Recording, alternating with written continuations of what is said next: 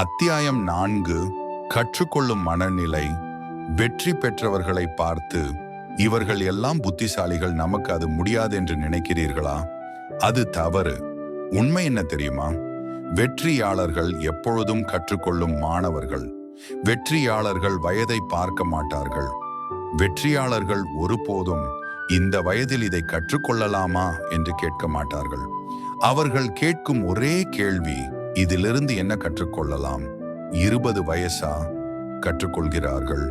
40 வயசா? கற்றுக்கொள்கிறார்கள். 60 வயசா? அதிலும் கற்றுக்கொள்கிறார்கள். மனம் இளமையாக இருந்தால் வாழ்க்கையும் இளமையாக இருக்கும். புஸ்தகங்கள், அமைதியான ஆசிரியர்கள். ஒரு புத்தகம் பேசாது, ஆனால் அது உங்கள் வாழ்க்கையை மாற்றும். வெற்றியாளர்கள் புஸ்தகத்தை படிப்பதற்காக அல்ல, வாழ்க்கையை புரிந்து கொள்ள படிப்பார்கள். ஒரு நல்ல புஸ்தகம் தவறுகளை மீண்டும் செய்யாமல் காப்பாற்றும், மற்றவர்களின் அனுபவத்தை இலவசமாக தரும், உங்கள் சிந்தனையை பெரியதாக மாற்றும். ஒரு புத்தகம் சமம் பல ஆண்டுகளின் அனுபவம். அனுபவங்கள் கடினமான ஆசிரியர்கள். வாழ்க்கையில் தோல்வி வந்ததா? அது தண்டனை இல்லை, அது ஒரு பாடம். தோல்வியை பார்த்து பயப்படுபவர்கள் தோற்று போவார்கள். தோல்வியிலிருந்து கற்றுக்கொள்வர்கள் வெற்றி பெறுவார்கள்.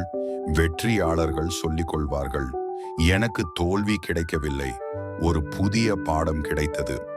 மனிதர்கள் நடமாடும் புஸ்தகங்கள். ஒவ்வொரு மனிதரும் உங்களுக்கு ஏதாவது கற்றுக் கொடுக்க வந்த ஆசிரியர்தான். நல்ல மனிதர் நல்ல பழக்கம் கற்றுத்தருவார். கெட்ட மனிதர் எதை செய்யக்கூடாது என்று கற்றுத்தருவார். வெற்றியாளர்கள் எல்லோரிடமும் கற்றுக்கொள்வார்கள், ஆனால் எல்லோரையும் பின்பற்ற மாட்டார்கள். முடிவு, மனநிலை மாற்றம். வெற்றி ஒரு இலக்கு இல்லை, அது ஒரு கற்றுக்கொள்ளும் பயணம். புத்தகங்கள், அனுபவங்கள், மனிதர்கள் எல்லாமே உங்கள் ஆசிரியர்கள். இன்றுக்கு ஒரு கேள்வி கேளுங்கள், இன்று நான் என்ன கற்றுக்கொண்டேன்?